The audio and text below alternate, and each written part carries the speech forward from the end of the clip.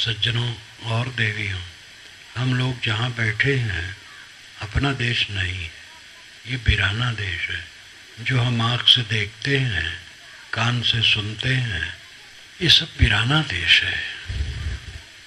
अपने देश की याद करो। हम तो कबहु न निज घर आए, हम अपने घर में नहीं आए, बाहर भटकते रहे। अपने घर की पहचान करो। अपना घर कहाँ है? एक भक्त सुपरिचित बुजुर्ग ध्यान शिविर था, 7 दिन उसमें रहे। 8वें दिन मेरे पास आए, कहे साहब अब घर जा रहा हूँ। मैंने कहा कहाँ घर है? तो हंसने लगे, क्योंकि उनका लौकिक घर तो मैं जानता था। इसलिए जब मैंने पूछा तो हंस दिए। मैंने कहा कहाँ घर है? तो बैठ गए। मैंने कहा तुम्हारा कहना ठीक है, लौकिक घर तुम बता रहे हो, वहां जाओ, लेकिन सब समय अपने घर में रहो। अपने घर को जीव भूल गया है, जानता ही नहीं, समझ ही नहीं है। जब आप गाढ़ी नींद में जाते हैं तो अपने घर में जाते हैं, जब सपना देखते हैं तो अपने घर में नहीं रहते हैं, तब आभास में रहते हैं। और जब जागते हैं तब भी अपने घर में नहीं रहते, ये दुनिया के घर में रहते हैं। जब गाढ़ी नींद में जाते हैं तो अपने घर में जाते हैं, इसलिए वहाँ कोई क्लेश नहीं रहता है। गाढ़ी नींद में कोई तकलीफ नहीं रहती, चाहे वो भयंकर रोग से ग्रसित हो, चाहे अपमानित हो, चाहे दरिद्र हो, चाहे उसका सब कुछ छूट गया हो, इकलौता पुत्र मर गया हो और बहुत बड़ी संपत्ति खो गई हो, लेकिन जब गाढ़ी नींद में रहता है तो कोई तकलीफ नहीं रहती, परम सुख। वो अपने घर में पहुंच जाता है, लेकिन वो अपने घर में वैसे पहुंचता है जैसे आपके कमरे में आपके बुजुर्गों का खजाना गड़ा हो, अब आप जानते ना हो। रात दिन उस पर चलते हैं, बैठते हैं, लेटते हैं, सोते हैं, लेकिन जानते नहीं। वैसे वो अपने घर में जाता लेकिन जानता नहीं। वहां तकलीफ तो नहीं होती गाढ़ी नींद में कोई, लेकिन जानता नहीं है। ज्ञानी जागृत अवस्था ही में जानता अपना घर और अपने घर में रहता है, जागते जागते अपने घर में रहता है। वह देखता है, सुनता है, लेकिन अपने घर में रहता है। जानता है जो देख सुन रहा हूं ये पराया है, और जो अपना घर है आत्मा है। अपना आत्मा, अपना चेतन स्वरूप, अपना पारख पद, नित पारख प्रकाश जो सोई निज घर जान, बिन घर पाए अपना परे नियम पहचान। नित्य पारक का प्रकाश, ज्ञान का उजाला आपके अंदर में है, वही अपना घर है। उस घर को पाए बिना यम को कोई नहीं पहचान सकता है, इसीलिए यम पकड़ पकड़ करके लूटता है। अपने घर को जो पहचान लेता है उसके लिए दुनिया फीकी हो जाती है, इसलिए दुनिया की चीजों के लिए वो पाप नहीं करता है। जो छूट जाने वाली चीज है उसके लिए पाप करना कितना गलत है। कुछ नहीं रहने वाला है, किसी का कुछ नहीं रहने वाला है।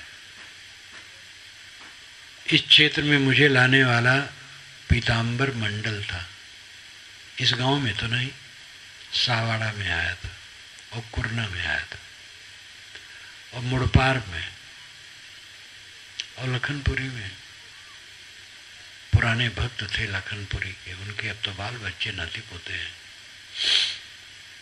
इन्हीं 4 जगहों में रहा और फिर लौट गया धमतरी क्षेत्र में। तो कुरना के राम सिंह भक्त हमारे कोशिश किए, शायद राम सिंह ही नाम था, कि हमारे यहाँ एकांतवास में रहें। तो एक साधु को लेके मैं फिर पीछे वहाँ आया था। तो उनके खास घर के आगे दूसरा घर था जिसमें एक तरफ जानवर रहते थे और एक तरफ साफ सुथरे 2 कमरे थे और बरामदा था। तो उसी में मैं एकांतवास में रहा।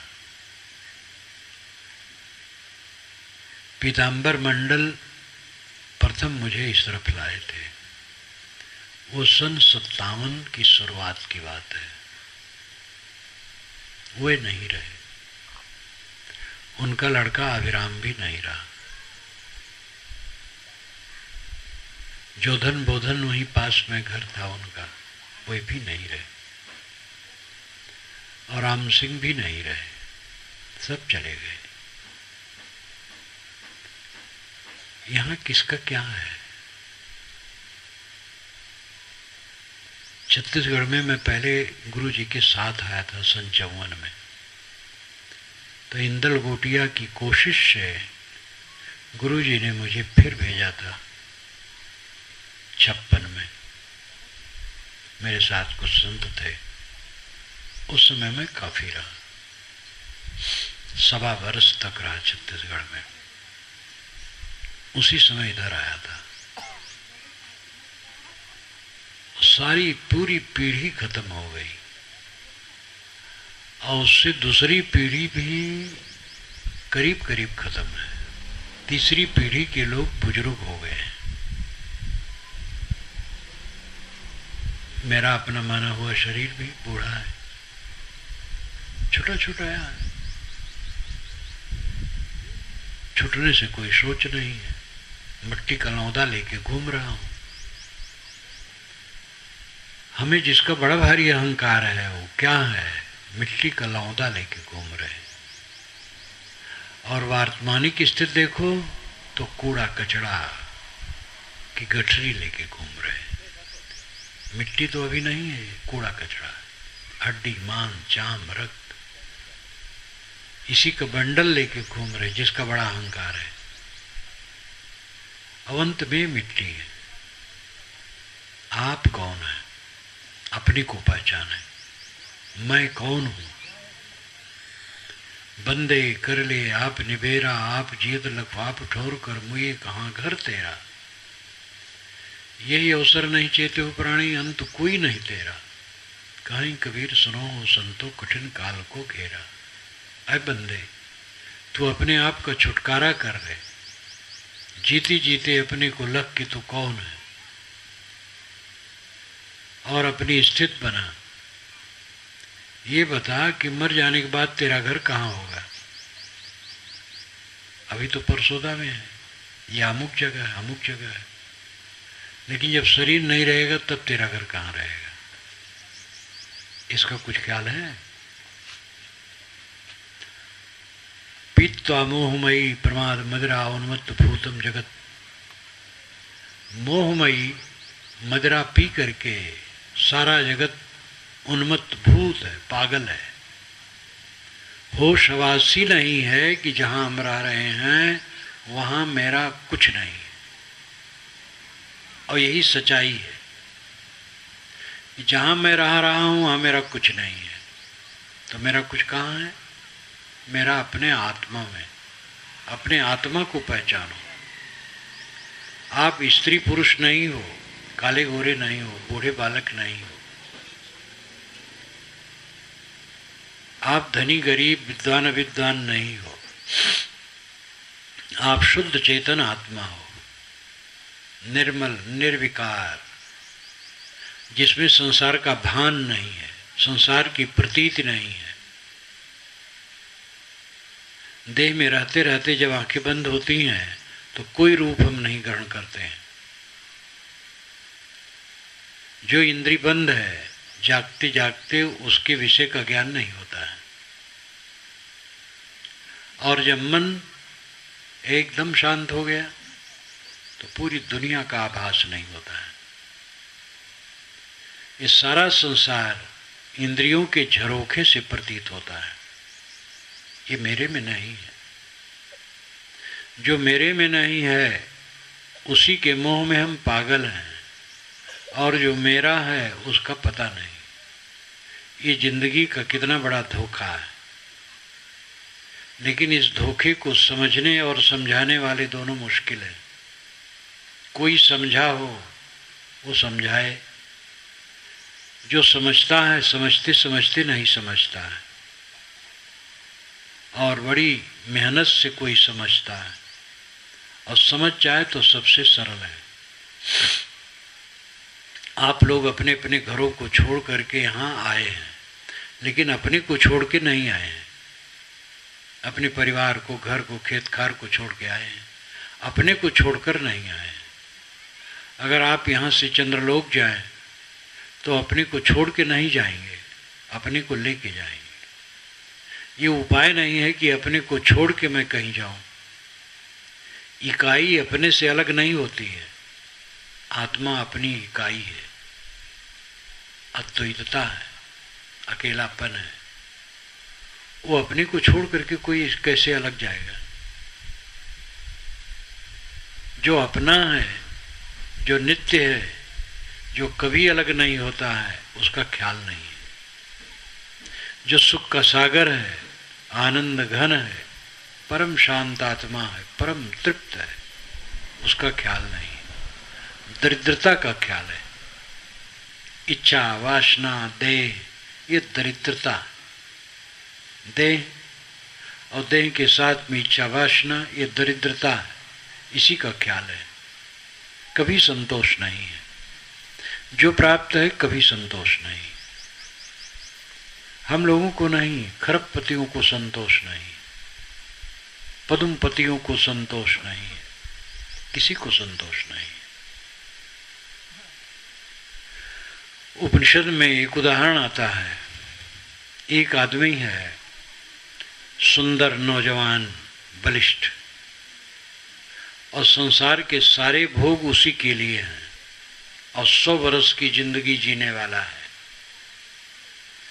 तो यह उसका एक मानुषी भोग है। और इसको एक तरफ रखो, एक तरफ ऐसा व्यक्ति है जो कोई कामना नहीं रखता है, तो उसके समान वो नहीं है। मानुषी भोग, 100 मानुषी भोग एक तरह जमा करो तो एक पितर भोग है। 100 पितर भोग एक तरफ जमा करो तो एक गंधर्व भोग है। 100 गंधर्व भोग एक तरफ जमा करो तो एक देव भोग है। 100 देव भोग एक तरफ जमा करो तो एक इंद्र भोग है। और 100 इंद्र भोग एक तरफ इकट्ठा करो तो एक प्रजापति भोग है। लेकिन ये सब भोग उसके सामने फीके हैं जो निष्काम है और अपने आत्मा में लीन है। बहुत बढ़िया उदाहरण दिया गया है। जिसका मन निष्काम है और आत्मलीन है, उसके समान दुनिया में कोई सुखी नहीं होता है। दुनिया का सुख झूठा है, दुनिया का सुख दिखावा है, दुनिया का सुख क्षणिक है। इसमें जितने बूढ़े बैठे हैं सब एक दिन दूल्हा बने थे और उनको दुल्हन मिली थी। दूल्हा दुल्हन दोनों नौजवान होते हैं, दोनों के प्रति कितना आकर्षण। लेकिन बूढ़े ध्यान दे अपने दूल्हापन पर तो उनको अपने पर हंसी आएगी। आज वो एक किनारे बैठे हैं जैसे हारा हुआ जुआरी।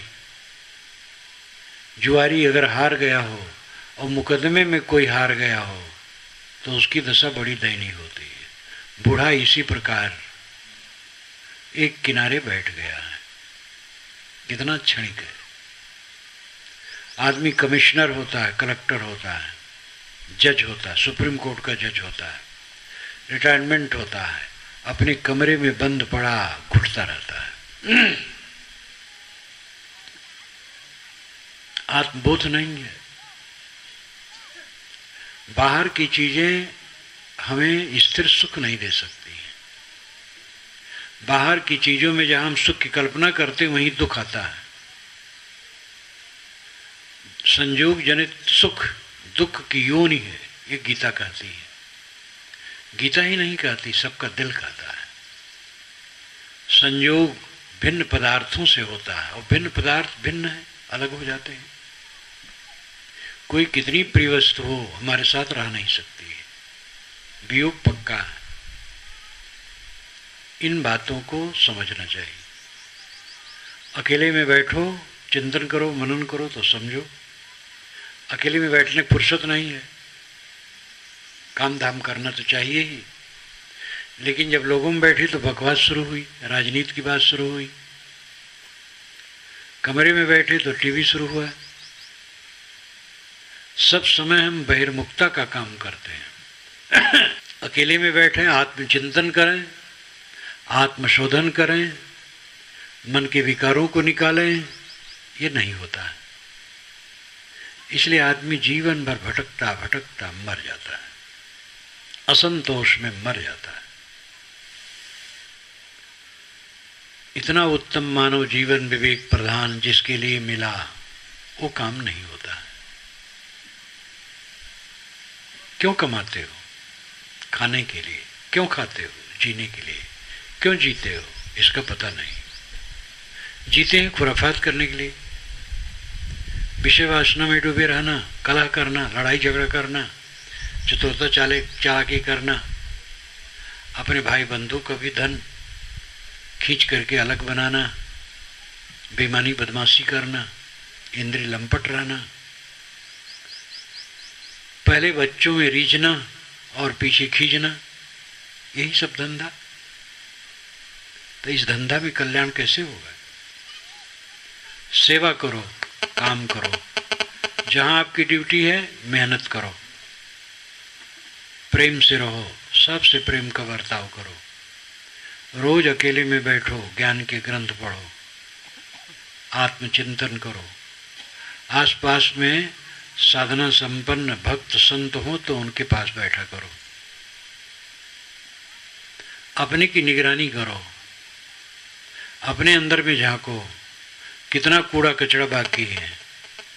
ज्ञान तो बहुत है, लेकिन कचरा कितना है। किसी आदमी को अज्ञानी कह दो, वो नाखुश हो जाएगा। सबके पास ज्ञान है, ज्ञान से मतलब नहीं होता है। आचरण कितना है।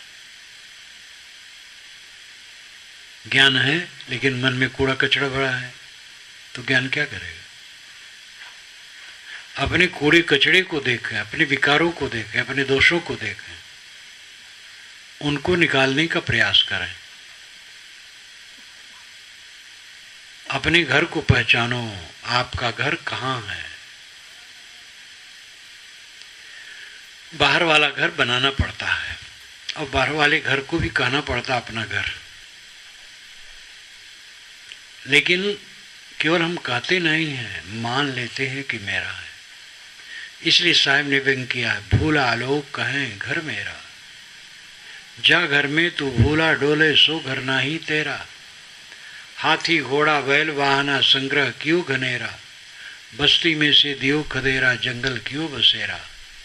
गांठी बात खर्च नहीं पठे बहुर न क्यों फेरा, बीबी बाहर हरम महल में बीच मियाँ का डेरा। नौ मन सूत अर्ज नहीं सुरझे जन्म जन्म उर्झेरा, कहीं कबीर सुनो हो संतो या पद का करो निबेरा। भूले लोग कहते मेरा घर है, समझदार समझता मेरा घर नहीं है, धर्मशाला है।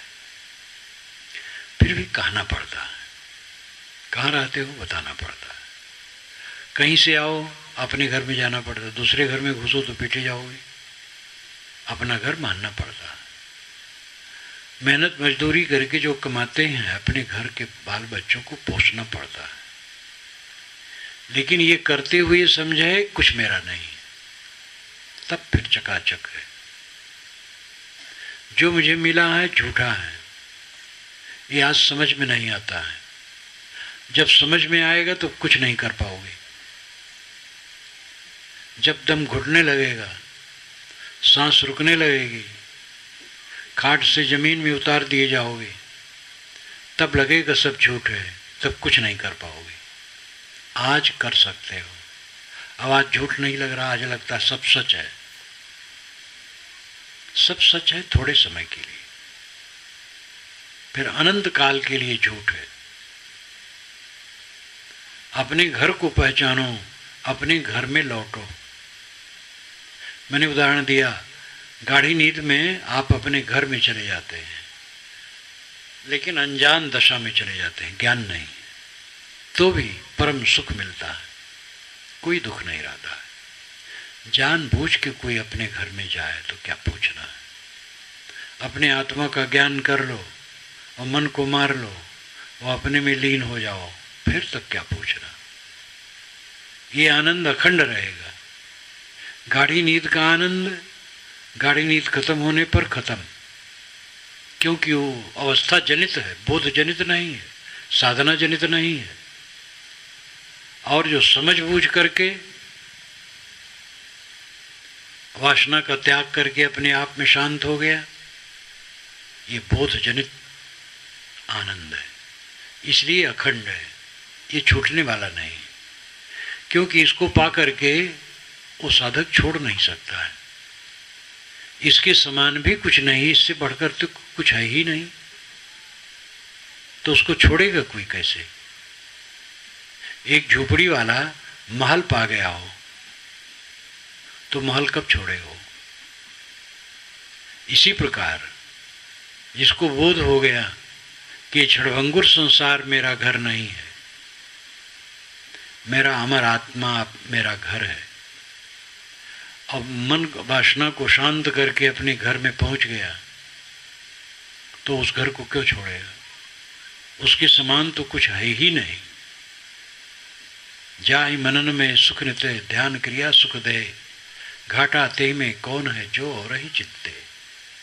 जिसके स्मरण से, ध्यान से, चिंतन से, मनन से परम सुख है, उस आत्मस्थित को छोड़ करके साधक दूसरे में मन क्यों ले जाएगा। इन बातों को समझो। आजकल देवियां भी पढ़ी लिखी होती हैं, वे ज्ञान के ग्रंथ पढ़ें, खाली कमाने खाने बाल बच्चे पोसने में समय बर्बाद न करो। ये तो मजबूरियां हैं, कमाना पड़ेगा, खाने का प्रबंध करना पड़ेगा, बाल बच्चे हो जाएंगे, उनका पालन पोषण करना पड़ेगा, ये मजबूरियां हैं। खास काम तो बाकी रह गया। खास काम है अखंड सुख में रहना, ऐसे सुख में रहना जो कभी न छूटे। वो सुख है अंतरतम में, अपनी तरफ लौटने में, अंतर्मुख होने में, अंतर संतुष्ट होने में। जब आत्मज्ञान होगा, आत्मबोध होगा, आत्मशोध होगा, आत्मलीनता होगी, आत्मसंतोष होगा, तब वो दशा आएगी। ये काम सब करो। मैं अपनी वाणी को विराम देता हूँ।